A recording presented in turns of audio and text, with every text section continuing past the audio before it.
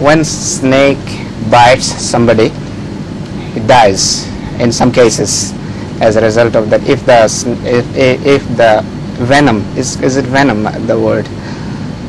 Yes. People or animal die if the snake bites. But why the snake himself or itself does not die? Yes, this is a good question. But it is because the snake's poison is not released to his own body,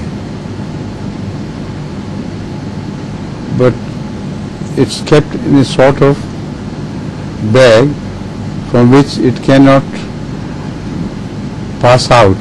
The walls are made such as it cannot pass out into the snake's blood. And again, it's an amazing thing which no evolution can describe why it happened. It has two nails which are turned like this, and in between, inside the nails, there is a narrow passage, and when the snake strikes, when it turns its head backwards to take the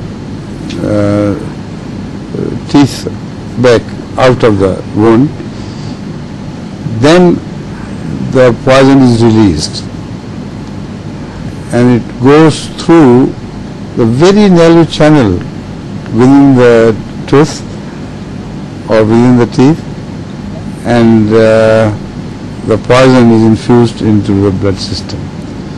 That is why the scientists tell us that if the snake strikes you before it takes its head out, if you pull it, no damage can be done to you, because the poison will not be released until it does it by its own motion of the head, backward motion of the head. Amazing thing, huh? Right?